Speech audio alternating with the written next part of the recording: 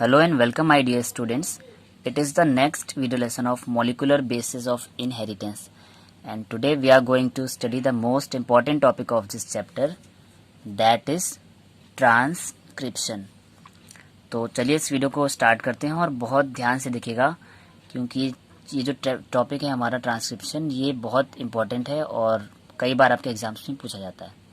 तो first of हम लोग जान लेते हैं कि ट्रांसक्रिप्शन होता क्या है। The process of formation of RNA from DNA is called transcription, यानी सिंपली डीएनए से आरएनए का बनना, इस प्रोसेस को हम बोलेंगे ट्रांसक्रिप्शन। अब वो चाहे एमआरएनए बने, चाहे आरआरएनए, चाहे टीआरएनए बने। अब हमें ट्रांसक्रिप्शन की जरूरत क्यों पड़ती है? क्योंकि हमारी जो जेनेटिक इन्फॉर्मेशन है वो डीएनए में होती है और डीएनए अपनी जेनेटिक इन्फॉर्मेशन को एमआरएनए में यानी कि मैसेंजर आरएनए में ट्रांसफर कर देता है। So the genetic information is transferred from DNA to mRNA in the form of codes called cryptogram। यानी कि डीएनए जो है अपने जेनेटिक इन्फॉर्मेशन को अपने न्यूक्लियोटाइड्स में स्टोर रखता है और जब डीएनए से एमआरएनए बनता है तो उस डीएनए की जो इन्फॉर्मेशन है एमआरएनए के अंदर आ जाती है, यानी कि जेनेटिक इन्फॉर्मेशन डीएनए से आरएनए में ट्रांसफर हो जाती है।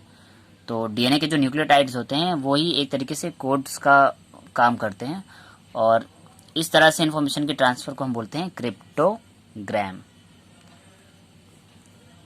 इसके बाद अगर हम बात करें कि हमारा जो ट्रांसक्रिप्शन का जो प्रोसेस है ये होता कहाँ पर है, तो हमारी सेल साइकिल की ग्रोथ फेज 1 और फेज 2 में, यानी कि G1 और G2 फेज जो होती है सेल साइकिल की, उन फेजेस में होता है हमारा ट्रांसक्रिप्शन। क्यों? क्योंकि मैंने जब आपको डीएनए रेप्लिकेशन की बात की थी तो डीएनए रेप्लिकेशन मैंने बताया था वो एस फेज में होता है। एस फेज को बोलते हैं सिंथेसिस फेज, यानी कि वहां पर होगा डीएनए का सिंथेसिस। और जो ट्रांसक्रिप्शन होता है वो ग्रोथ फेज में होता है, यानी कि G1 और G2 फेज में होता है। अब बात करें होता कहाँ पर है, तो simply we can say that कि जब डीएनए रेप्लिकेशन हो रहा था तो डीएनए तो भाई न्यूक्लियस में होता है, तो डीएनए रेप्लिकेशन भी न्यूक्लियस में हो रहा था। सेम एज ट्रांसक्रिप्शन में हम डीएनए से आरएनए बना रहे हैं ना, तो डीएनए हमको मिलेगा कहाँ पे? न्यूक्लियस में। तो ट्रांसक्रिप्शन की प्रोसेस भी कहाँ पर होगी? न्यूक्लियस के अंदर। तो ये तो एक आउटलुक था ट्रांसक्रिप्शन के बारे में कि ये इस प्रोसेस को क्या कहते हैं, ये कहाँ पर होती है और ये किस काम में आती है। अब हम बात कर लेते हैं इस प्रोसेस को कराने के लिए हमको क्या क्या कंपोनेंट्स चाहिए। So let's talk about prerequisites for transcription. Prerequisites means वो क्या कंपोनेंट है जिनको हमको चाहिए इस प्रोसेस को कराने के लिए। तो इनमें कुछ मेन पॉइंट्स मैंने लिख रखे हैं, like promoter site, DNA polymerase enzyme और टर्मिनेशन साइट। अब हम वन बाय वन समझ लेते हैं ये प्री रिक्विसाइट्स क्या होते हैं। हमारी प्रमोटर साइट क्या होती है? वो साइट जहां से हमारा ट्रांसक्रिप्शन की प्रोसेस स्टार्ट होगी। यानी कि ऐसा नहीं कि हमारा ये जो डीएनए का मॉलिक्यूल है यहाँ पर हम कहीं से भी ट्रांसक्रिप्शन स्टार्ट कर देंगे। एक पर्टिकुलर स्पेसिफिक न्यूक्लियोटाइड की सीक्वेंस होगी, ठीक है, और उन्हीं न्यूक्लियोटाइड की सीक्वेंस से ट्रांसक्रिप्शन स्टार्ट होगा। तो वो स्पेसिफिक न्यूक्लियोटाइड की सीक्वेंस जहां से ट्रांसक्रिप्शन को हम स्टार्ट कर सकते हैं उस सीक्वेंस को बोलते हैं हम promoter site. So the specific nucleotide sequence from where the transcription will be start. Second site, termination site. अब जिस साइट से ट्रांसक्रिप्शन स्टार्ट होगा उस पोर्शन को बोलते हैं प्रमोटर साइट, और जहां से ट्रांसक्रिप्शन जाकर रुक जाएगा उसे बोलते हैं टर्मिनेशन साइट, यानी कि वो साइट जो ट्रांसक्रिप्शन की प्रोसेस को टर्मिनेट कर दे। तो ये भी एक पर्टिकुलर न्यूक्लियोटाइड की सीक्वेंस होगी। So the sequence from where the transcription will stop, यानी हमारे ट्रांसक्रिप्शन की प्रोसेस जहां से रुक जाएगी उसे बोल देंगे हम टर्मिनेशन साइट। अब टर्मिनेशन साइट को रिकॉग्नाइज करना पड़ता है, तो मोस्टली जो हमारे प्रोकैरियोट्स होते हैं उनके केस में एक फैक्टर होता है रो फैक्टर, और ये रो फैक्टर क्या करता है? टर्मिनेशन साइट को आइडेंटिफाई करता है, और जहां पर भी टर्मिनेशन साइट मिल जाती है वहां पर ये रो फैक्टर उस साइट से रिलीज हो जाता है और टर्मिनेशन हो जाता है, यानी कि हमारा ट्रांसक्रिप्शन की प्रोसेस रुक जाती है। बट अगर हम यूकैरियोटिक की बात करें तो यूकैरियोट्स में जो है हमारा आरएनए पॉलीमरेज एंजाइम है, यही खुद टर्मिनेशन साइट को रिकॉग्नाइज कर सकता है और कुछ केसेस में रो फैक्टर भी कर देता है। अब थर्ड मोस्ट इम्पॉर्टेंट पॉइंट है आरएनए पॉलीमरेज, क्योंकि सारा का सारा जो काम है वो इसी एंजाइम्स के थ्रू होना है। अब जब हम डीएनए की कॉपीज बना रहे थे तो एंजाइम था डीएनए पॉलीमरेज, डीएनए रेप्लिकेशन के केस में, और जब हम आरएनए की कॉपी बनाएंगे तब हमारा एंजाइम यूज होगा आरएनए पॉलीमरेज। अब इसका दूसरा नाम भी है, ये एक्चुअली में इसे हम बोलते हैं डीएनए डिपेंडेंट आरएनए पॉलीमरेज। और मेन फंक्शन क्या होता है, that it is responsible for the synthesis of RNA, यानी कि डीएनए से आरएनए की बनने की जो प्रोसेस है वहां पर जो मेन रोल कौन प्ले करेगा, RNA polymerase enzyme.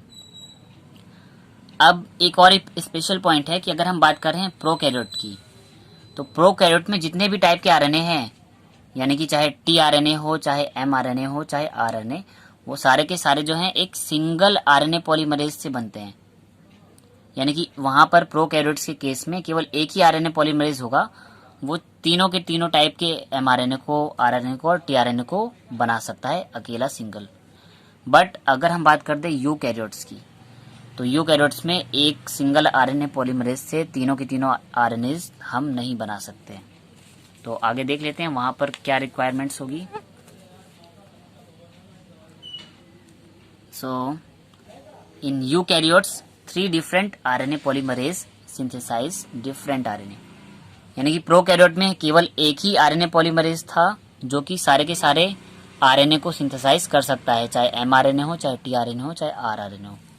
But eukaryote में, यानी कि जहां पर हाईली डेवलप्ड सेल होगी, वहां पर हमको 3 टाइप के आरएनए पॉलीमरेज देखने को मिलते हैं, RNA polymerase first, polymerase second और पॉलीमरेज थर्ड। यानी कि 3 अलग अलग आरएनए पॉलीमरेज 3 अलग अलग टाइप के आरएनए को सिंथेसाइज करेंगे, बनाएंगे। तो आरएनए पॉलीमरेज फर्स्ट जो है वो राइबोसोमल आरएनए को सिंथेसाइज कर सकता है, पॉलीमरेज सेकेंड जो है वो मैसेंजर आरएनए को सिंथेसाइज कर सकता है, और जो आरएनए पॉलीमरेज थर्ड है वो हमारे ट्रांसफर आरएनए को सिंथेसाइज कर सकता है। तो यहाँ पर यूकैरियोट में 3 अलग अलग आरएनए पॉलीमरेज हैं जो कि 3 अलग अलग आरएनए को बनाएंगे। अब अगर हमें बात करनी है यूकैरियोट में एमआरएनए के बनाने की, क्योंकि जेनेटिक इन्फॉर्मेशन तो डीएनए से एमआरएनए में आनी है, तो उस केस में हमारा एंजाइम कौन सा यूज होगा, आरएनए पॉलीमरेज सेकेंड। अभी इंपॉर्टेंट एंजाइम है तो इस एंजाइम्स के बारे में कुछ और डिटेल्ड नॉलेज ले लेते हैं, जहां से हमको सारे के सारे प्रोसेस क्लियर हो जाएंगे।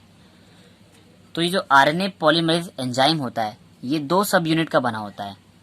पहली तो हमारी कोर एंजाइम और दूसरा हमारा सिग्मा फैक्टर। अब इस कोर एंजाइम और सिग्मा फैक्टर इन दोनों को मिलाकर कंप्लीट आरएनए पॉलीमरेज बनता है। तो ये जो कंप्लीट आरएनए पॉलीमरेज है इसे हम होलो एंजाइम भी बोलते हैं। होलो का मतलब होता है कंप्लीट एंजाइम। तो इस होलो एंजाइम के 2 पार्ट होंगे, एक तो कोर एंजाइम और दूसरा सिग्मा फैक्टर। अब एक सिंपल से डायग्राम से समझ सकते हैं कि आरएनए पॉलीमरेज कैसे बन रहा है। ये जो हमारा कोर एंजाइम होता है उसमें 4 सब यूनिट होती हैं। कौन कौन सी, ये हमको अल्फा देखने को मिल रहे हैं, तो 2 तो हमारे अल्फा होंगे, ठीक है। यानी कि सिंपली मैं यहाँ पर नोट डाउन कर देता हूँ, यहाँ इस जगह पर 1 और 1 2 अल्फा, यानी कि हमारे कोर एंजाइम के अंदर जो है 2 अल्फा सब यूनिट आ जाएंगी, एक बीटा सब यूनिट है और एक बीटा डैश है, यानी कि 2 alpha 1 beta and 1 beta dash. इतनी टाइप की सब यूनिट से मिलकर हमारा बनेगा आरएनए पॉलीमरेज का कोर एंजाइम। और जो सिग्मा फैक्टर होगा वो एक सिंगल सब यूनिट होगी।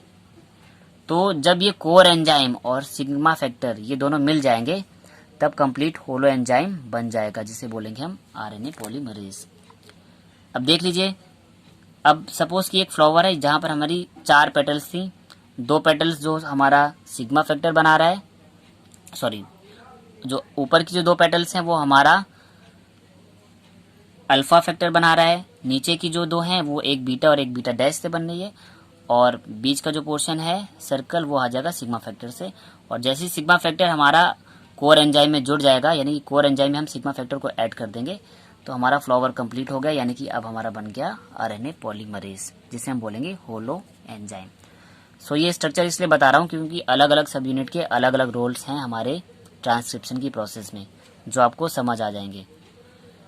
तो होलो एंजाइम में हमने देखा कि कोर एंजाइम था, कोर एंजाइम में 2 अल्फा, एक बीटा और एक बीटा डैश सब यूनिट थी, और प्लस इसमें अगर हम सिग्मा फैक्टर को ऐड कर देंगे तो ये कंप्लीट होलो एंजाइम यानी कि आरएनए पॉलीमरेज बन जाएगा। अब जान लेते हैं कि अलग अलग यूनिट्स के क्या फंक्शन है। ये जो सिग्मा फैक्टर है ये बहुत इंपॉर्टेंट है, क्योंकि इसका काम क्या होता है, it help to recognise the promoter for RNA synthesis. अब मैंने बताया ना, प्रमोटर वो जगह होगी जहां से ट्रांसक्रिप्शन शुरू होगा, वो साइट को बोलेंगे प्रमोटर, और उस प्रमोटर साइट को आइडेंटिफाई कौन करेगा, सिग्मा फैक्टर। यानी कि सबसे पहले सिग्मा फैक्टर आएगा जो कि उस प्रमोटर सीक्वेंस को आइडेंटिफाई करेगा जहां से हमारा ट्रांसक्रिप्शन स्टार्ट होना है। सेकेंड में हमारे जो 2 अल्फा फैक्टर हैं उनका क्या काम होता है, ये रिकॉग्नाइज करते हैं उस डीएनए को जो हमें ट्रांसक्राइब करना है। मीन्स सेल में डीएनए तो बहुत सारे, लेकिन हम सारे के सारे डीएनए को ट्रांसक्राइब नहीं करेंगे ना, कुछ स्पेशल डीएनए होंगे पर्टिकुलर टाइप के, उन्हीं को ट्रांसक्राइब करना होगा। तो उन डीएनए को पहचानना कि किस डीएनए को ट्रांसक्राइब करना है, किसको नहीं करना है, ये काम किसके हाथ में है, अल्फा फैक्टर के हाथ में। देन हमारा जो बीटा फैक्टर है वो क्या करेगा, इनिशिएट पॉलीमराइजेशन। पॉलीमराइजेशन का मतलब होता है कि अगर अगर हमारे सिग्मा फैक्टर ने हमारे प्रमोटर साइट को पहचान लिया कि यहाँ से हमें ट्रांसक्रिप्शन स्टार्ट करना है, तो उस प्रमोटर साइट पे फिर ये क्या करेगा, पॉलीमराइजेशन स्टार्ट कर देगा, यानी कि उसी साइट पर फिर नए न्यूक्लियोटाइड्स को जोड़ना स्टार्ट कर देगा ताकि एमआरएनए की लंबी चेन बन जाए। बीटा डैश फैक्टर का क्या रोल है, it can bind and open DNA template.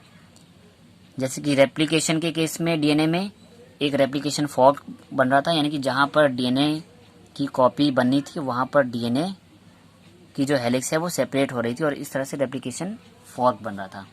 Same as transcription में बनता है ट्रांसक्रिप्शन बबल, यानी कि 2 स्ट्रैंड आपस में अलग हो जाएंगे डीएनए के और किसी एक पर एमआरएनए की कोडिंग होगी।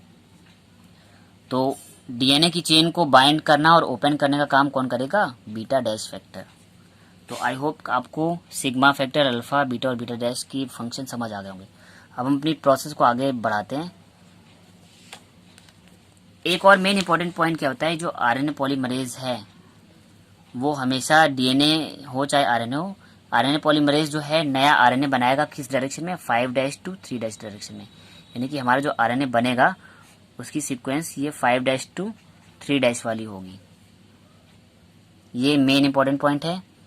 और डीएनए रेप्लिकेशन में भी जो डीएनए पॉलीमरेज था वो भी 5' to 3' डायरेक्शन में ही बना रहा था और आरएनए पॉलीमरेज भी 5' to 3' डायरेक्शन में ही एमआरएनए को बनाएगा। अब कुछ स्पेशल पॉइंट्स और समझ लेते हैं कि एक डीएनए में क्या क्या रीजन्स हो सकते हैं। अब सपोज हमारे ये डीएनए के 2 स्ट्रैंड है, 3' to 5' और एक ये 5' to 3' प्राइम एंड। तो हमने बोला ना वो न्यूक्लियोटाइड की सीक्वेंस जहां से ट्रांसक्रिप्शन स्टार्ट होगा उसे बोलेंगे प्रमोटर साइट। तो सपोर्ट ये जो पोर्शन है यहाँ से यहाँ तक का, यहाँ से हमारा ट्रांसक्रिप्शन स्टार्ट होना है तो इसे बोलेंगे हम प्रमोटर साइट, यानी कि वो साइट जहाँ से ट्रांसक्रिप्शन शुरू हो जाएगा। और एक साइट वो होगी लास्ट की साइट जहाँ पर ट्रांसक्रिप्शन को हम रोक देंगे, उसे बोलेंगे हम टर्मिनेटर साइट। तो हमारे डीएनए मॉलिक्यूल में स्टार्टिंग में हमको मिल जाएगी प्रमोटर साइट और लास्ट में एंड जहाँ पे होगा उसे बोलेंगे टर्मिनेटर साइट। और इस प्रमोटर और टर्मिनेटर के बीच में जितने भी जीन्स हैं जिनकी हमको कॉपी करनी है, यानी कि जिनकी मैसेज को कोड करना है एमआरएनए में, उन जीन्स को बोलेंगे स्ट्रक्चरल जीन। अब 2 स्ट्रैंड होंगे, हमारा जो आरएनए पॉलीमरेज जो है वो 5' to 3' डायरेक्शन में वर्क करेगा, यानी कि 5' to 3' में एमआरएनए बनाएगा। और अगर ये 5' to 3' में एमआरएनए बनाना चाहता है तो इसको उसका अपोजिट स्टैंड चाहिए होगा ना, यानी कि ये 3' to 5' वाले एंड पर आएगा और वहां पर 5' to 3' की डायरेक्शन में एमआरएनए को बना लेगा। तो इसलिए जो ये 3' to 5' वाला एंड है इसी पर नई एमआरएनए की चेन बनेगी। तो इस वजह से इस स्टैंड को हम बोलते हैं टेम्पलेट स्टैंड, यानी कि वो स्टैंड जहां पर ट्रांसक्रिप्शन होगा। टेम्पलेट स्टैंड को हम एंटीसेंस स्टैंड या नॉन कोडिंग स्टैंड भी बोलेंगे। अब क्यों बोलेंगे मैं इसे भी अभी कंफर्म कर देता हूं। अब इसके जस्ट अपोजिट जो 5' to 3' वाला जो स्ट्रैंड होगा डीएनए का उसे हम बोल देंगे नॉन टेम्पलेट या सेंस स्ट्रैंड या कोडिंग स्ट्रैंड। अब आपको क्वेश्चन उठ रहा होगा कि भाई कोडिंग तो 3' to 5' वाले एंड पे हो रही है और उसका नाम हमने दे दिया है नॉन कोडिंग स्ट्रैंड, और जहां पर कोडिंग नहीं हो रही है एमआरएनए की उसको हमने बोल दिया है कोडिंग स्ट्रैंड। ऐसा क्यों? ऐसा इसका रीजन समझ लीजिए जब 3' to 5' mRNA की कोडिंग होगी तो वो इस वाली 3' to 5' में जो भी न्यूक्लियोटाइड होंगे उनकी कॉम्प्लीमेंट्री बेस पेयरिंग होगी, और उनकी कॉम्प्लीमेंट्री जो बेस पेयरिंग होगी वो 5' to 3' वाले टेम्पलेट स्ट्रैंड के सिमिलर होगी। यानी कि हमारा जो आरएनए बनेगा वो इस वाले स्ट्रैंड के यानी कि नॉन कोडिंग स्ट्रैंड के कॉम्प्लीमेंट्री होगा। यानी कि अगर यहाँ पर 3' to 5' में एडेनिन है तो वहां पर जो आरएनए बनेगा वहां पर क्या आ जाएगा, यूरेसिल आ जाएगा, और अगर यहाँ पर ग्वानिन है तो वहां पर साइटोसिन आ जाएगा।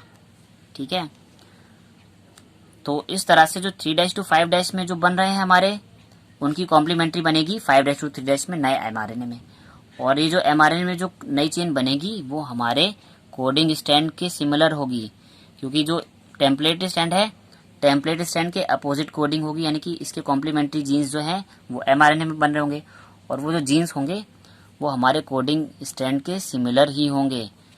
यानी कि अगर मान लीजिए यहाँ पर एडेनिन था तो यहाँ पर हमारे कोडिंग स्ट्रैंड में थाइमिन होगा, और अगर यहाँ पर ग्वानिन था तो यहाँ पर साइटोसिन होगा। तो अगर हम 3' to 5' स्ट्रैंड पे कोडिंग कर रहे हैं तो यानी कि अब एडेनिन से जो बाइंड करने वाला एमआरएनए का जो न्यूक्लियोटाइड होगा वो कौन सा हो जाएगा, यूरेसिल। ग्वानिन के साथ बाइंड करने वाला हो जाएगा साइटोसिन। तो डिफरेंस याद रखना है कि जो कोडिंग आ रही है, देखिए यहाँ पे यूरेसिल और साइटोसिन आ रहा है, यहाँ पे थाइमिन और साइटोसिन आ रहा है। तो थाइमिन के यहाँ पे यूरेसिल, तो हमको पता है क्या होता है कि आरएनए के केस में थाइमिन को रिप्लेस कर देता है यूरेसिल। बाकी जितनी भी कोडिंग होगी वो सेम होगी। देखिए यहाँ पे भी जो हमारा कोड आ रहा है सी यानी कि साइटोसिन, और यहाँ पर भी साइटोसिन। यानी कि जो टेम्पलेट स्टैंड है, टेम्पलेट स्टैंड से जो नया जो एमआरएनए बनेगा उस एमआरएनए के जो न्यूक्लियोटाइड्स होंगे वो सेम किस तरह के होंगे, दूसरे वाले 5' to 3' कोडिंग स्ट्रैंड की तरह होंगे। यानी कि एमआरएनए में जो मैसेज जा रहा है वो इस स्ट्रैंड का नहीं जा रहा है, इस स्ट्रैंड का तो कॉम्प्लीमेंट्री कोड बनेगा, बट जो एग्जैक्ट कॉपी बनेगी वो इस वाले स्ट्रैंड की बनेगी। यानी कि 5' to 3' वाले स्ट्रैंड में जो न्यूक्लियोटाइड होंगे वही सेम हमको देखने को मिलेंगे नए वाले बनने वाले एमआरएनए में। बस डिफरेंस क्या होगा कि वहां पर थाइमिन की जगह पर जहां जहां थाइमिन होगा वहां पर यूरेसिल देखने को मिल जाएगा। तो इस तरह से हम बोल सकते हैं कि कोड किसके जा रहे हैं, 5' to 3' एंड वाले, यानी कि कोडिंग स्ट्रैंड के, और कोडिंग स्ट्रैंड के मैसेजेस जा रहे हैं एमआरएनए में, इसलिए हमने इस अपोजिट स्ट्रैंड को बोला है कोडिंग स्ट्रैंड। और जहां पर कोडिंग हो रही है उसे बोलेंगे नॉन कोडिंग स्ट्रैंड। अब जिस स्ट्रैंड से कोड जाएंगे उसे बोला जाएगा सेंस स्ट्रैंड, और उसके अपोजिट एंटी सेंस स्ट्रैंड। अब यहाँ पे कोडिंग होगी, इस वाले की कोडिंग होगी इस वाले स्ट्रैंड पे, अपोजिट वाले स्ट्रैंड पे, यानी कि इस वाले स्ट्रैंड की कोडिंग करने में हेल्प कौन करेगा, 3' to 5' एंड वाला स्ट्रैंड। तो इसलिए उसे हम बोल देते हैं टेम्पलेट स्ट्रैंड, और इसे बोल देते हैं नॉन टेम्पलेट स्ट्रैंड। तो मेन की फैक्टर है कि एक तो टेम्पलेट स्ट्रैंड बोल सकते हैं 3' to 5' वाले एंड को, या एंटी सेंस स्ट्रैंड या नॉन कोडिंग स्ट्रैंड, और 5' to 3' वाले एंड को बोलेंगे नॉन टेम्पलेट या सेंस स्ट्रैंड या कोडिंग स्ट्रैंड। अब कोडिंग स्ट्रैंड इसीलिए बोलेंगे क्योंकि जो नया एमआरएनए बनेगा उसके जो न्यूक्लियोटाइड्स होंगे वो इस 5' to 3' वाले चेन के सिमिलर होंगे, यानी कि जो न्यूक्लियोटाइड्स यहाँ पर आएंगे वही हमारे नए एमआरएनए में देखने को मिलेंगे। यानी कि इस वाले स्ट्रैंड का मैसेज एमआरएनए में ट्रांसफर हो रहा है, इसलिए इस वाले स्ट्रैंड को हमने बोल दिया कोडिंग स्ट्रैंड। अब चलिए हम इस प्रोसेस को स्टार्ट करें। तो जो हमारी मैकेनिज्म होती है ट्रांसक्रिप्शन की, यहाँ पर 3 स्टेप आते हैं, इनिशिएशन, इलोंगेशन और टर्मिनेशन। इनिशिएशन का मतलब होता है कि हमारे ट्रांसक्रिप्शन की प्रोसेस को इनिशिएट कराना, यानी कि स्टार्ट कराना, और इलोंगेशन का मतलब होता है जैसे ही हमारा ट्रांसक्रिप्शन स्टार्ट हो जाएगा इसके बाद इलोंगेशन होगा, यानी कि हमारी एमआरएनए की लॉन्ग चेन बनती चली जाएगी, इलोंगेट होगी चेन। और टर्मिनेशन का मतलब है ये चेन तब तक बनेगी जब तक कि हमको टर्मिनेशन पॉइंट नहीं मिल जाता है। जैसे ही टर्मिनेशन पॉइंट मिल जाएगा वहीं से हमारा ट्रांसक्रिप्शन का प्रोसेस रुक जाएगा। तो अब हम स्टार्ट करते हैं इनिशिएशन से। अब जैसा कि मैंने बताया था जो हमारा कोर एंजाइम था वहां पर जो सिग्मा फैक्टर था, सिग्मा फैक्टर का रोल क्या था, इनिशिएशन साइट को रिकॉग्नाइज करना, यानी कि प्रमोटर साइट को रिकॉग्नाइज करना। तो ये हमारा सिग्मा फैक्टर सबसे पहले क्या करेगा, प्रमोटर साइट को आइडेंटिफाई कर लेगा, यानी कि जिस साइट से ट्रांसक्रिप्शन हो रहा है उस साइट पर आके बाइंड कर जाएगा sigma factor. So the sigma factor of RNA polymerase recognize the promoter site और टेम्पलेट स्टैंड। अब प्रमोटर साइट ये किस स्टैंड पे रिकॉग्नाइज करेगा? टेम्पलेट स्टैंड पर। और टेम्पलेट स्टैंड हमारा कौन सा वाला होना चाहिए? 3 to 5 3 to 5 क्यों होना चाहिए? क्योंकि हमारा जो mRNA बनेगा वो बनेगा 5 to 3 डायरेक्शन में। तो इसके लिए जो टेम्पलेट स्टैंड होगा वो होगा 3 to 5 डायरेक्शन में। तो इस टेम्पलेट स्टैंड पर पहले हमारा सिग्मा फैक्टर आएगा और वो इस प्रमोटर साइट को रिकॉग्नाइज करेगा। और जैसे ही प्रमोटर साइट पर हमारा सिग्मा फैक्टर आ जाएगा, देखिए हमारा ये पर्पल कलर से सिग्मा फैक्टर है, ये प्रमोटर साइट पर आ गया। और इसके बाद क्या होगा? ये न्यूक्लियोटाइड को बाइंड कर देगा। पहला न्यूक्लियोटाइड की जो बाइंडिंग है, यानी कि सिग्मा फैक्टर का काम है, ये आएगा और पहला 5' एंड पर फॉस्फोडाइस्टर बॉन्ड बना देगा। और जैसे ही एक बार फॉस्फोडाइस्टर बॉन्ड बन गया तो इसके बाद तुरंत ही जो बची हुई जो कोर एंजाइम की यूनिट है, यानी कि 2 अल्फा, 1 बीटा और 1 बीटा डैश, ये भी हमारी चेन पर ऐड हो जाएंगी और हमारा होलो एंजाइम कंप्लीट हो जाएगा, यानी कि आरएनए पॉलीमरेज आ जाएगा यहाँ पर कंप्लीटली। अब जैसे ही आरएनए पॉलीमरेज एंजाइम आ जाएगा तो मैंने बताया था ना कि सिग्मा फैक्टर ने हमारी डीएनए की चेन को रिकॉग्नाइज कर लिया कि कौन सा प्रमोटर एंड है, यानी कि कहाँ से हमको स्टार्ट करना है ट्रांसक्रिप्शन। अब इसके बाद हमारा जो बीटा डैश फैक्टर है उसका काम क्या है? वो डीएनए टेम्पलेट को ओपन करेगा और बाइंड करेगा। यानी कि अगर हमारी ये वाली जो सीक्वेंस है ये प्रमोटर है तो ये प्रमोटर एंड वाले टेम्पलेट को खोल देगा और खोलने के बाद ये कुछ इस टाइप का स्ट्रक्चर देखने को मिलेगा, यानी कि एक बबल बन जाएगा जिसे बोलेंगे ट्रांसक्रिप्शन बबल। तो बबल किसकी वजह से बना? कोर एंजाइम की बीटा डैश सब यूनिट की वजह से, क्योंकि इस बीटा डैश ने डीएनए टेम्पलेट को खोल दिया। कहाँ पर खोल दिया? जहाँ पर हमें मिल गई प्रमोटर साइट। तो प्रमोटर साइट मिलते ही हमारा ये बबल ओपन हो गया। अब अगला फंक्शन क्या है? पॉलीमराइजेशन का। यानी इसी हमारे होलो एंजाइम में एक और सब यूनिट थी बीटा, और बीटा फैक्टर का काम क्या था? ये पॉलीमराइजेशन को इनिशिएट करेगा। यानी कि अब ये नए न्यूक्लियोटाइड्स को 1 by 1 ऐड करता जाएगा और जैसे न्यूक्लियोटाइड ऐड करते जाएंगे तो उनकी एक लंबी सी चेन बनती चली जाएगी एमआरएनए की। तो इस कंप्लीट प्रोसेस को बोलते हैं इनिशिएशन, यानी कि हमारा सिग्मा फैक्टर आएगा, प्रमोटर साइट को रिकॉग्नाइज करेगा और इतना करने के बाद ये पहला 5' फॉस्फोडाइस्टर बॉन्ड बना लेगा 3' प्राइम एंड पर, जिसको कि हमने बोला है टेम्पलेट एंड। तो हमारे टेम्पलेट वाले साइड पर पहला 5' फॉस्फोडाइस्टर बॉन्ड बना देगा हमारा ये सिग्मा फैक्टर। तो इस तरह से जब पहला बॉन्ड बन गया और सिग्मा फैक्टर ने रिकॉग्नाइज किया और बॉन्ड बना दिया, और वहीं से हमारी डीएनए की चेन खुल जाएगी, क्योंकि वहां पर बीटा डैश फैक्टर बना देगा ट्रांसक्रिप्शन बबल, यानी कि डीएनए को ओपन कर देगा।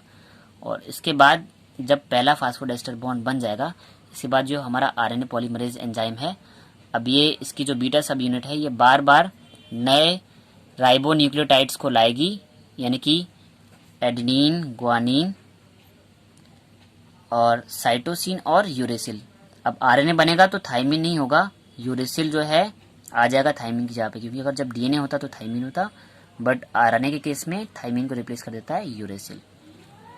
तो हमारी जो बीटा सब यूनिट है 1 by 1 नए नए राइबो न्यूक्लियोटाइड ट्राइफॉस्फेट यानी कि RNTPs को लाएगी और ऐड करती चली जाएगी 1 by 1, और इस तरह से 5' की तरफ ये चेन बढ़ती चली जाएगी और ये हमारा जो बबल है, बबल भी आगे की तरफ मूव करेगा और एमआरएनए की चेन बनेगी। तो इस कंप्लीट प्रोसेस को, यानी कि आरएनए पॉलीमरेज एंजाइम को ट्रांसक्रिप्शन स्टार्ट कर देता है, यानी कि जब RNA polymerase enzyme promoter site पर आके बाइंड कर जाएगा और पहला फास्फोडाइस्टर बॉन्ड बन जाएगा 5' एंड पर, इस कंप्लीट प्रोसेस को बोलते हैं इनिशिएशन, यानी कि अब हमारी प्रोसेस स्टार्ट हो गई। इसके बाद हमारा नेक्स्ट स्टेप आएगा इलोंगेशन, यानी कि अब तो ट्रांसक्रिप्शन बबल बन चुका है, ये हमारा देखिए ट्रांसक्रिप्शन बबल है, और जब एक बार ट्रांसक्रिप्शन बबल बन जाएगा तो अब, और पहला फास्फोडाइस्टर बॉन्ड भी बन गया था, तो अब होगा इलोंगेशन, यानी कि जैसे ही ट्रांसक्रिप्शन बबल बना तुरंत सिग्मा फैक्टर वहां से हट जाएगा, सिग्मा फैक्टर रिलीज हो जाएगा। क्यों हो जाएगा रिलीज? क्योंकि सिग्मा फैक्टर का काम था प्रमोटर साइट को रिकॉग्नाइज करना और पहला फास्फोडाइस्टर बॉन्ड बनाना। तो इसने प्रमोटर साइट को रिकॉग्नाइज कर लिया और पहला 5' फास्फोडाइस्टर बॉन्ड बना लिया, और जैसे ही बना लिया तो सिग्मा फैक्टर वहां से हट जाएगा। अब जो बचा हुआ काम है वो कोर एंजाइम कर लेगा। ये हमारा जो इतना पार्ट बचा हुआ है ये क्या है, कोर एंजाइम।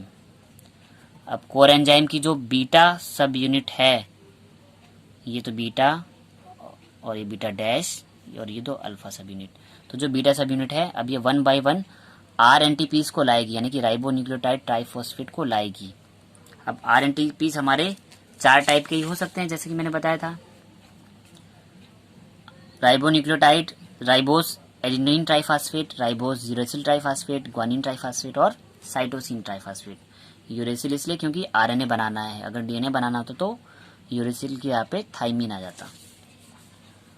तो सिग्मा फैक्टर ने अपना काम कर दिया इनिशिएशन का, अब ये निकल गया। अब हमारा जो बचा हुआ पार्ट है RNA पॉलीमरेज का, यानी कि कोर एंजाइम, वो कोर एंजाइम कंटिन्यूसली RNTPs को यानी कि नए नए न्यूक्लियोटाइड्स को लाएगा और इस 3' to 5' वाले टेम्पलेट स्टैंड पर, इसको हमने बोला ना टेम्पलेट स्टैंड, यहाँ पर नए न्यूक्लियोटाइड्स को बाइंड करता जाएगा। और जैसे जैसे नए न्यूक्लियोटाइड बाइंड होंगे तो पीछे की तरफ देखिए चेन बनती चली जा रही है। अब ये ट्रांसक्रिप्शन बबल इतनी कोडिंग हो जाएगी कि बबल आगे मूव करेगा, यहाँ पर आ जाएगा तो फिर एक चेन बन जाएगी। तो इन स्टेप में देखिए आपको 1 by 1 देखने को मिलेगा कि बबल पहले यहाँ पर था, बबल आगे आ गया, चेन और लंबी हो गई, बबल और आगे आ जाएगा तो हमारी एक लंबी सी mRNA चेन बन जाएगी। और ये बबल तब तक आगे मूव करता रहेगा और हमारा कोर एंजाइम तब तक न्यूक्लियोटाइड्स को ऐड करता रहेगा टेम्पलेट स्टैंड पर, जब तक हमें क्या ना मिल जाए, टर्मिनेशन सीक्वेंस। यानी कि जब वो न्यूक्लियोटाइड की सीक्वेंस मिल जाएगी जहाँ से हमको टर्मिनेशन करना है, तब तक ये हमारा ट्रांसक्रिप्शन चलता रहेगा, इलोंगेशन होता रहेगा, यानी हमारी DNA की चेन लंबी होती रहेगी। अब अगले स्टेप में देखिए क्या होगा कि हमारी चेन कंटिन्यूसली बढ़ती चली जा रही है और अब जब तक इसको टर्मिनेटर साइट नहीं मिलेगी तब तक इलोंगेशन होता ही रहेगा। तो अब जैसे ही टर्मिनेटर साइट मिल जाएगी तो वहाँ से हो जाएगा टर्मिनेशन। तो हमारी लास्ट प्रोसेस आती है टर्मिनेशन की। तो टर्मिनेशन में क्या होगा, जैसे ही हमारा RNA पॉलीमरेज एंजाइम या फिर जो रो फैक्टर है, कई केसेस में RNA पॉलीमरेज खुद से ही रिकॉग्नाइज कर लेता है साइट को, नहीं तो हमारा रो फैक्टर रिकॉग्नाइज कर लेगा टर्मिनेशन साइट को। तो जैसे ही RNA पॉलीमरेज का जो कोर एंजाइम है वो आ जाएगा कहाँ पर, टर्मिनेटर साइट पर, तो ये तुरंत अपने टेम्पलेट स्टैंड से हट जाएगा। और जैसे ही RNA पॉलीमरेज एंजाइम का जो कोर एंजाइम है वो अपनी साइट से हट जाएगा, तो अब जो चेन का जो पॉलीमराइजेशन है वो कौन करा रहा था, हमारा कोर एंजाइम। और जैसे ही कोर एंजाइम वहाँ से हट जाएगा या फिर वहाँ पर जो रो फैक्टर था जो रिकॉग्नाइज कर लेगा उस टर्मिनेटर साइट को जहाँ से कोडिंग हमारी रुकनी है, तो तुरंत ही वहाँ से रो फैक्टर, अगर प्रोकैरियोट है तो वहाँ से रो फैक्टर रिलीज हो जाएगा, और अगर यूकैरियोट है तो अकेले अपना RNA पॉलीमरेज की जो कोर एंजाइम है वो वहाँ से हट जाएगी उस टर्मिनेटर साइट से, उसको रिकॉग्नाइज करने के बाद। और जैसे ही टर्मिनेटर साइट से जैसे ही हमारे टर्मिनेटर साइट से RNA पॉलीमरेज का कोर एंजाइम हट जाएगा, मीन्स अब वो नए न्यूक्लियोटाइड्स को ऐड करना बंद हो जाएगा। और नए न्यूक्लियोटाइड्स ऐड होने बंद हो जाएंगे, यानी कि अब चेन बननी बंद हो जाएगी, यानी कि हमारी जो प्रोसेस है रुक जाएगी। तो हमारा जो लास्ट स्टेप है टर्मिनेशन, और टर्मिनेशन में कुछ नहीं होगा, हमारी जो लॉन्ग DNA चेन कंटिन्यूसली बन रही थी इस 3' to 5' वाले टेम्पलेट स्ट्रैंड पर, वहाँ पर हमारा जैसे ही हमें दिख जाएगी हमारी लास्ट वाली सीक्वेंस जिसको कि बोलते हैं टर्मिनेशन साइट, तो उस टर्मिनेशन साइट से जैसे ही टर्मिनेशन साइट आएगी वहाँ पर कोर एंजाइम उसको रिकॉग्नाइज करेगा और वहाँ से अपने आप को पॉलीमराइजेशन करने को रोक देगा और वो फिर हमारे ट्रांसक्रिप्शन बबल से बाहर आकर अलग हो जाएगा। और अगर प्रोकैरियोट होती तो वहाँ पर हमको देखने को मिलता है रो फैक्टर। तो अगर रो फैक्टर होगा प्रोकैरियोट के केस में तो वो भी टर्मिनेटर साइट को रिकॉग्नाइज करके वहाँ से हट जाएगा। और जैसे ही रो फैक्टर हो या हमारे RNA पॉलीमरेज एंजाइम का कोर एंजाइम हो, ये उस टर्मिनेटर साइट से हट जाएंगे। हटने का मतलब है कि ट्रांसक्रिप्शन का प्रोसेस होना बंद हो जाएगा। तो हमने 3 प्रोसेस पढ़ लिए, इनिशिएशन, इलोंगेशन और टर्मिनेशन। और जैसे टर्मिनेशन होगा तो RNA पॉलीमरेज एंजाइम भी हट जाएगा, रो फैक्टर भी बाहर आ जाएगा और हमारी आरएनए की जो चेन है जो बन रही थी वो भी अलग हो जाएगी। तो इस तरह से देखिए तो हमको एक नया mRNA देखने को मिल जाएगा 5' to 3' डायरेक्शन में। अभी जो mRNA बना है इसे हम प्राइमरी ट्रांसक्रिप्ट या प्री मैच्योर आरएनए भी बोलते हैं। अब प्री मैच्योर आरएनए क्यों बोलते हैं? क्योंकि यूकैरियोटिक सेल्स होती हैं उनमें बहुत लंबी न्यूक्लियोटाइड की सीक्वेंस होती है। तो ये जो हमारा प्री मैच्योर आरएनए बना हुआ है ये 5' एंड से या 3' एंड से धीरे धीरे इसकी न्यूक्लियोटाइड टूट कर हटने न लगे, यानी कि इनका जो बॉन्ड्स हैं वो हटने ना लगे आपस में। यानी कि अगर ऐसा ना हो कि हमारा जो प्री मैच्योर आरएनए है उसकी न्यूक्लियोटाइड अलग अलग हो जाएं, तो इस वजह से हमको क्या करना पड़ता है, आरएनए की प्रोसेसिंग करनी पड़ती है। आरएनए की प्रोसेसिंग में हम क्या करेंगे, कुछ ऐसे मॉलिक्यूल्स को इस लॉन्ग आरएनए की चेन में ऐड कर देंगे जिनसे कि हमारे आरएनए की चेन जो है वो स्टेबल बन जाएगी। यानी हम प्री मैच्योर आरएनए से एक मैच्योर आरएनए बना लेंगे, यानी कि फिर वो चेन स्टेबल हो जाएगी, वो वापस ब्रेक नहीं होगी। तो आरएनए की प्रोसेसिंग में जो पहला स्टेप होता है कैपिंग एट 5' एंड। अब देखिए हमारी जो चेन बनी है ये 5' to 3' की तरफ बनी है mRNA की। तो सबसे पहले हम 5' एंड की तरफ कैपिंग करेंगे, और वो कैपिंग किसकी होगी, 7 मिथाइल ग्वानोसिन ट्राइफॉस्फेट की। यानी कि ग्वानोसिन ट्राइफॉस्फेट को हम 5' एंड पर ऐड कर देंगे, तो हमारा जो 5' एंड है वो इस ग्वानोसिन ट्राइफॉस्फेट की कैपिंग से पैक हो जाएगा। तो कैपिंग कैसे करेंगे, by adding guanosine triphosphate at 5' end, और इसे हम कंप्लीट जो इसका नाम होता है वो होता है 7 मिथाइल ग्वानोसिन ट्राइफॉस्फेट। तो 5' एंड पे हमने ग्वानोसिन ट्राइफॉस्फेट, देखो मैंने G+P लिखा हुआ नहीं कि ग्वानोसिन के साथ ट्राइफॉस्फेट आ रहा है। तो जैसे ही ग्वानोसिन ट्राइफॉस्फेट को ऐड कर देंगे तो हमारा 5' एंड जो है वो ब्लॉक हो जाएगा, इसकी कैपिंग कंप्लीट हो जाएगी। इसके बाद सेकेंड स्टेप क्या होगा, सेकेंड स्टेप को बोलते हैं पॉली एडिनाइलेशन। पॉली एडिनाइलेशन का मतलब होता है कि हम बहुत सारे एडेनिन की एक टेल जोड़ देंगे, कहाँ पर, 3' एंड पर, तो उसे बोलते हैं पॉली एडिनाइलेशन। तो सेकेंड स्टेप है add a poly A tail और पॉली एडिनाइलेशन। इसमें क्या होगा, by adding many adenines at 3' end. अब 5' एंड को हमने सील कर दिया ग्वानिन ट्राइफॉस्फेट से, और जो 3' एंड बचा है वहां पर हम क्या कर देंगे, बहुत सारे एडेनिन्स को ऐड कर देंगे, यानी कि पॉली एडेनिन की एक टेल लगा देंगे। तो इस तरह से देखिए हमारे पास 5' और 3' एंड दोनों ही सील हो चुके हैं, यानी कि ये हमारे आरएनए प्रोसेसिंग के 2 स्टेप कंप्लीट हो गए। अब जो फाइनल स्टेप होता है वो क्या होता है, हमारा जो आरएनए बना है उसको हमने स्टेबल कर दिया 5' एंड पर 7 मिथाइल ग्वानोसिन ट्राइफॉस्फेट की कैपिंग करके, और 3' एंड पर पॉली एडिनाइलेशन यानी कि पॉली एडेनिन की टेल लगाकर। बट अभी जो हमारा कंप्लीट mRNA बना है इसमें सारे के सारे फंक्शनल जीन नहीं होंगे, यानी कि हमने जो जितने भी जीन्स बनाए हैं इस mRNA की कॉपी में, जितने भी जीन्स हमको देखने को मिल रहे हैं वो सारे के सारे कोड नहीं होंगे, यानी कि सारे के सारे फंक्शनल नहीं हैं, कुछ फंक्शनल है कुछ नॉन फंक्शनल है। तो हमको क्या करना है, हमको फंक्शनल जीन्स को अपनी चेन में रखना है और नॉन फंक्शनल को हटा देना है। तो इसी प्रोसेस को बोलते हैं mRNA स्प्लिसिंग। स्प्लिसिंग का मतलब होता है छांटना, यानी कि जो हमारे काम की चीज़ है उसको रखेंगे और जो हमारे काम की नहीं है उसे हम रिमूव कर देंगे। तो सिंपली देखिए, by removing non functional genes, non functional gene को हम बोलते हैं इंट्रॉन्स, और एंड ज्वाइनिंग फंक्शनल जीन, और फंक्शनल जीन को बोलेंगे एक्सॉन।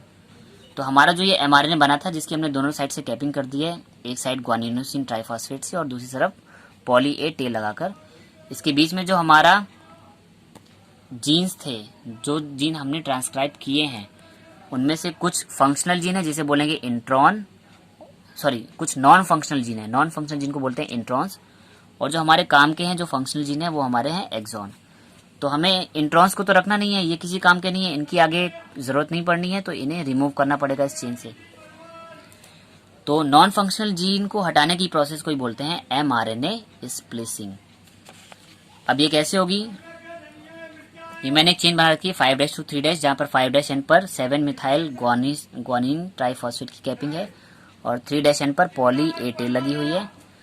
अब ये देखिए ये एक्सॉन, अल्टरनेटिवली देखिए एक्सॉन और इंट्रॉन प्रेजेंट है। अब ये जो इंट्रॉन है ये अनवांटेड जीन है, इन्हीं को हम बोलते हैं क्या है, इंट्रॉन्स। और इंट्रॉन हमारे कैसे हैं, नॉन फंक्शनल जीन है। और हमें क्या करना है, इन नॉन फंक्शनल जीन्स को अपनी डीएनए की सीक्वेंस से, सॉरी एमआरएनए की सीक्वेंस से हटाना है। तो सबसे पहले क्या होगा, यहाँ पर एक एंजाइम यूज होगा, रिस्ट्रिक्शन एंडोन्यूक्लियस। कभी भी अगर हमें डीएनए को या एमआरएनए को कहीं से भी कट करना होता है तो रिस्ट्रिक्शन एंडोन्यूक्लियस एंजाइम का रोल होता है।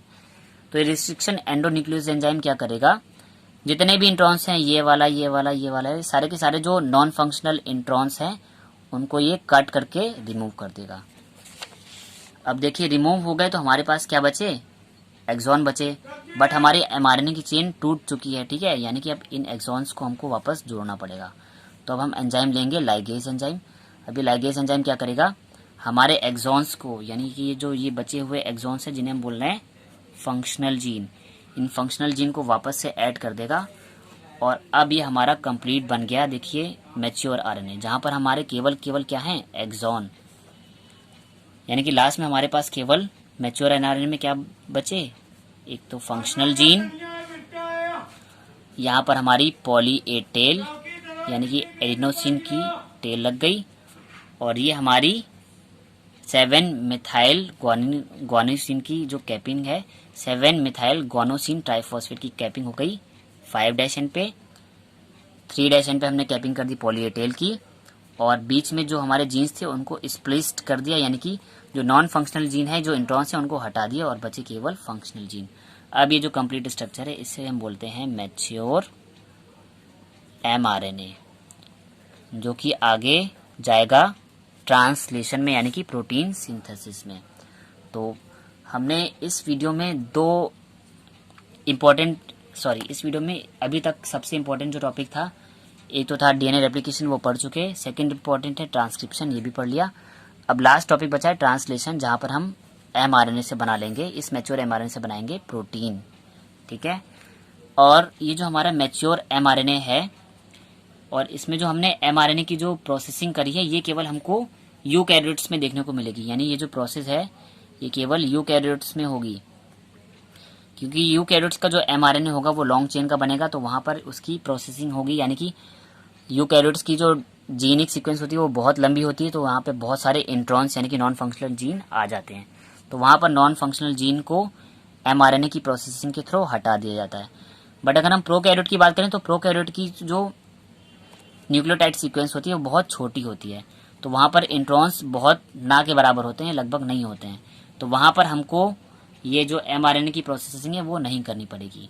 तो ये जो मैंने लास्ट स्टेप बताया है एमआरएनए प्रोसेसिंग का, तो ये जो आरएनए प्रोसेसिंग है ये केवल होगी कहाँ पर होगी, केवल ये यूकैरियोट्स में होगी, नॉट इन प्रोकैरियोट्स। ये बात मेंशन कर लीजिएगा, ये प्रोकैरियोट्स में नहीं होगी, केवल यूकैरियोट्स में होगी।